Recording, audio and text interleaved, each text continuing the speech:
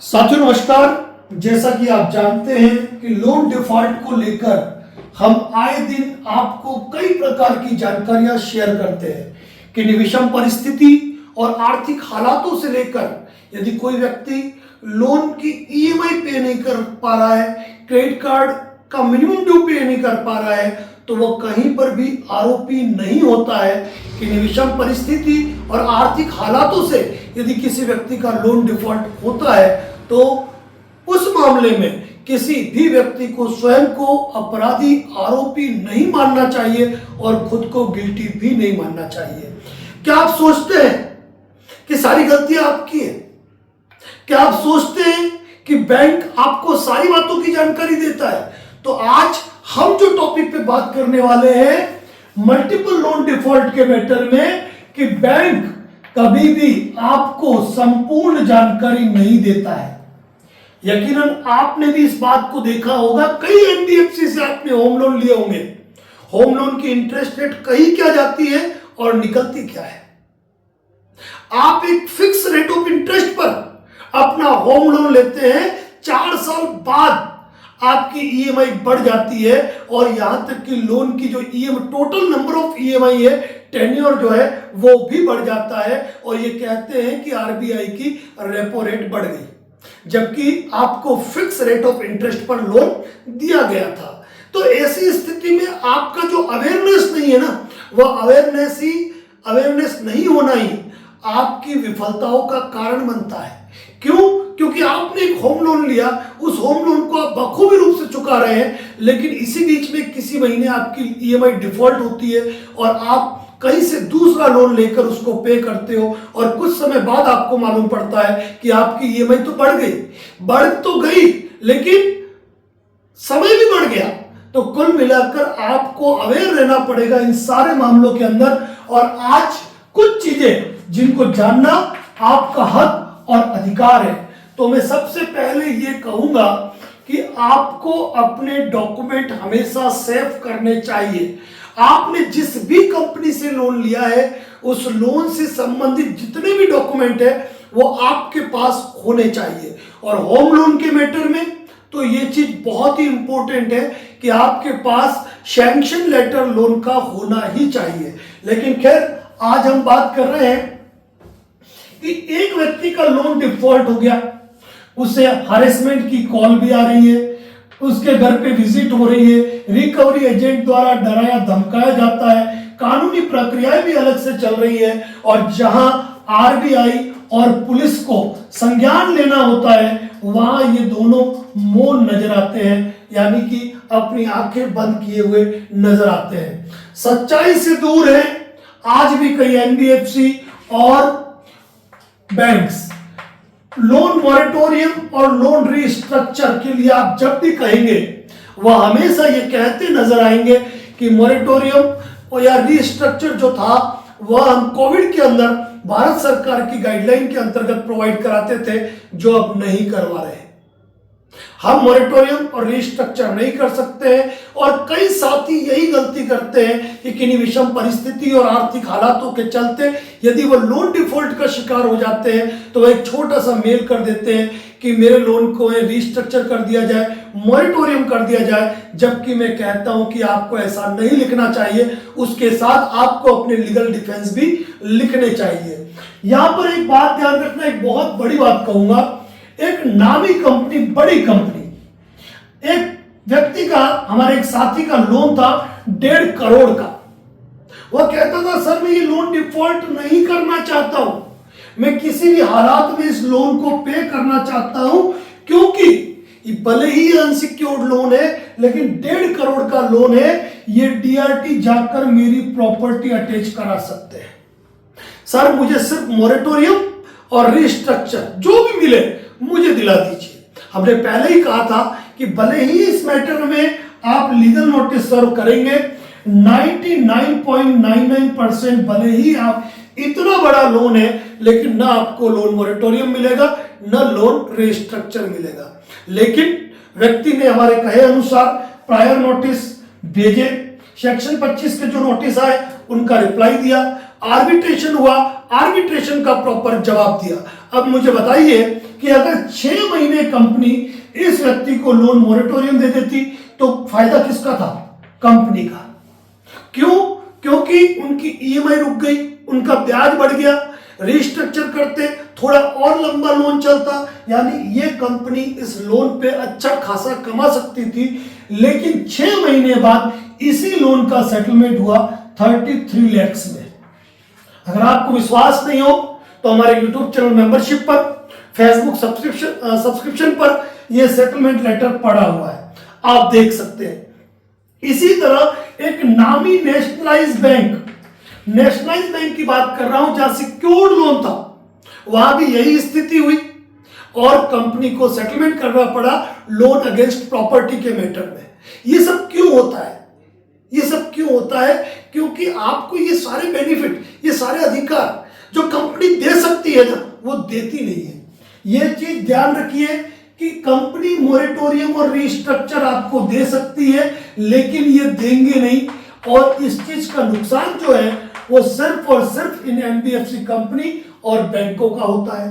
यदि आप किसी कंपनी से उसकी लैंडिंग पॉलिसी की डिमांड करें, यदि आप किसी कंपनी से कोड ऑफ कंडक्ट की डिमांड करें, कोड ऑफ कंडक्ट क्या होता है? जैसे रिकवरी एजेंटों के लिए आरबीआई की गाइडलाइन होती है, वैसे प्रत्येक बैंक का, प्रत्येक एनबीएफसी का कोड ऑफ कंडक्ट होता है कि वह अपने ग्राहकों के साथ किस तरीके का बर्ताव करेंगे, किस तरीके से रिकवरी एक्ट करेंगे, उसकी जानकारी होती है। लेकिन आप मांगिए, आपको यह चीज भी वो प्रोवाइड नहीं करेंगे, एक दो बैंकों को छोड़कर। रिकवरी टीम इंफॉर्मेशन, सिर्फ ये लिख देंगे कि हमने इस थर्ड पार्टी को आपकी कलेक्शन एक्टिविटी सौंप दी गई है, लेकिन आप उस थर्ड पार्टी रिकवरी एजेंसी का सर्टिफिकेट मांगेंगे, उसका ऑफिस की डिटेल मांगेंगे और उसके अंदर काम करने वाले कर्मचारियों की डिटेल मांगेंगे ताकि कोई आपके साथ बदसलूकी नहीं कर पाए। लेकिन बैंक्स या एनबीएफसी कभी आपको इन चीजों की जानकारी नहीं दे पाएंगे। क्रेडिट कार्ड की सच्चाई, बैंक के मैटर में यदि आप क्रेडिट कार्ड से संबंधित कोई डॉक्यूमेंट की डिमांड यदि इन बैंकों से करते हो तो वो आपको कभी भी प्रोवाइड नहीं कर पाते हैं, ये ध्यान रखें। कानूनी प्रक्रियाओं की असल जानकारी, बहुत बड़ी बात कह रहा हूं, एनबीएफसी कंपनी हो या बैंक हो, कानूनी प्रक्रियाओं की असल जानकारी इनके द्वारा किसी भी व्यक्ति को कभी भी नहीं दी जाती है कि हम आपके खिलाफ कोई कानूनी कार्रवाई कर रहे हैं तो किस तरीके से करेंगे, कहां करेंगे, किन नॉर्म्स के अंदर करेंगे, और अपनी लीगल नोटिसों में कुछ भी लिख देते हैं। यह भी अक्सर आपने देखा होगा। आर्बिट्रेटर ट्रिब्यूनल का सच, आप एक बात गौर कीजिए, आपने लोन लिया है, लोन लेते वक्त आपने डॉक्यूमेंट सिग्नेचर किए हैं, लेकिन उसमें क्या लिखा है? आर्बिट्रेटर हम अपॉइंट करेंगे, आर्बिट्रेटर की भाषा और वेन्यू हम चयन करेंगे। जब आर्बिट्रेशन एक्ट के अंतर्गत ही इस चीज का प्रावधान है कि आर्बिट्रेशन दोनों ही पक्षकारों की सहमति से होता है, तो इस स्थिति में इनका ये जो एग्रीमेंट होता है वो बिल्कुल नल एंड वॉइड है। तो ये चीज भी ध्यान रखिए।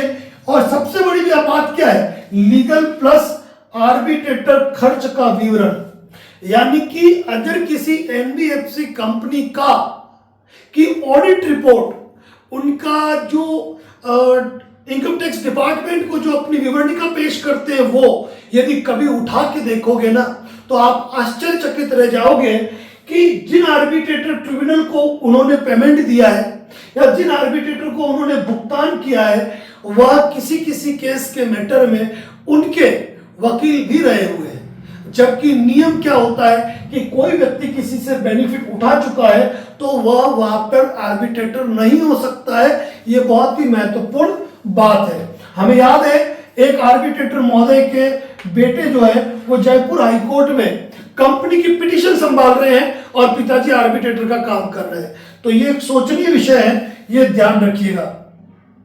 खुद को प्राप्त नोटिस का ब्यौरा, बहुत ही इंपॉर्टेंट टॉपिक कहा मैंने।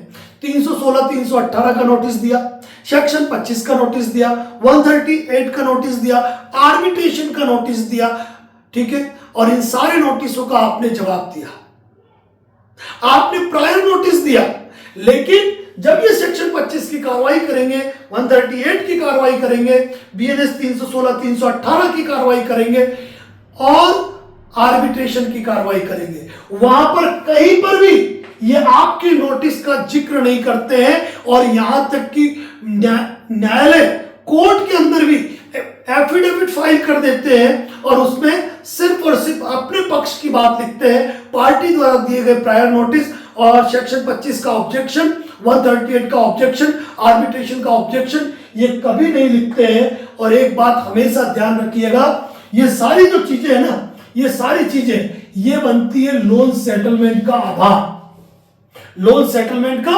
आधार। और एक बात ध्यान रखिए, अगर बैंक आपसे लोन सेटलमेंट करता है तो वह आप पर कोई दया नहीं कर रहा है, कोई एहसान नहीं कर रहा है, वो करता है क्योंकि वो उसकी मजबूरी है।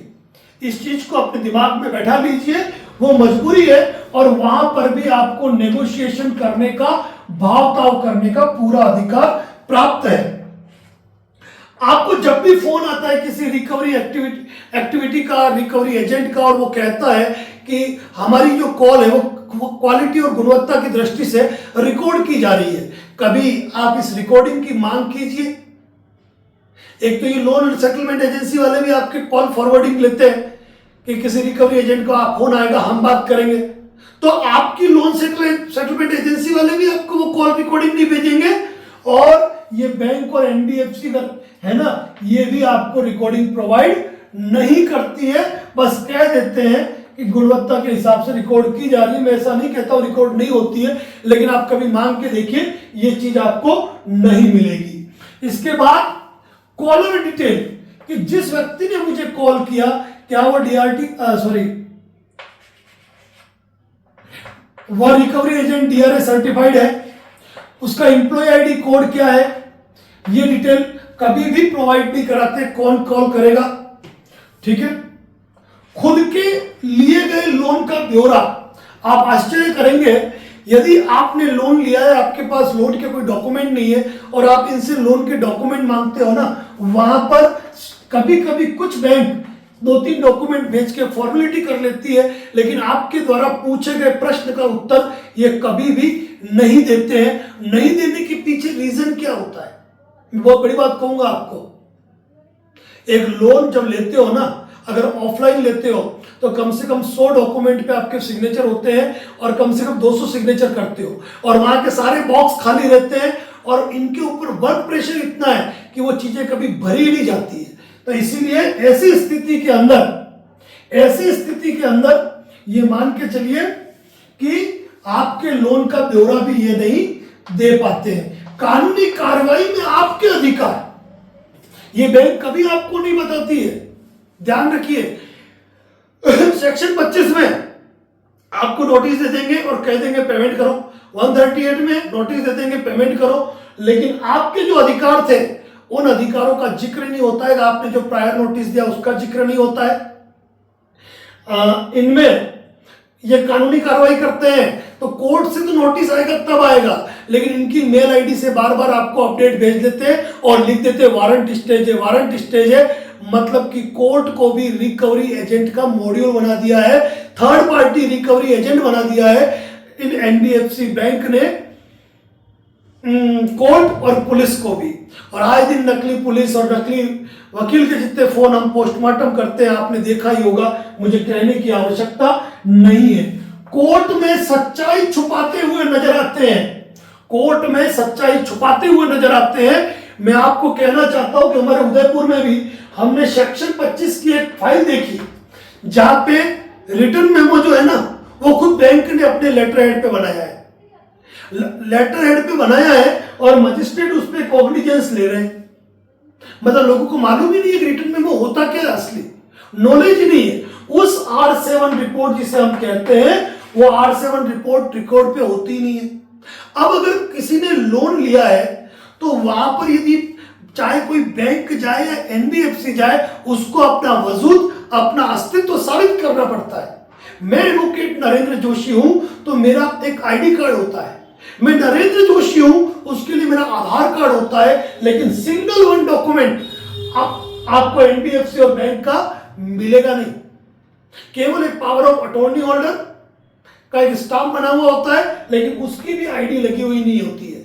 किस पोस्ट पे काम कर रहा है उसकी भी जानकारी नहीं होती है। Loan agreement, loan application form, arbitration agreement, जितने भी डॉक्यूमेंट है, स्टेटमेंट ऑफ अकाउंट होता ही नहीं है।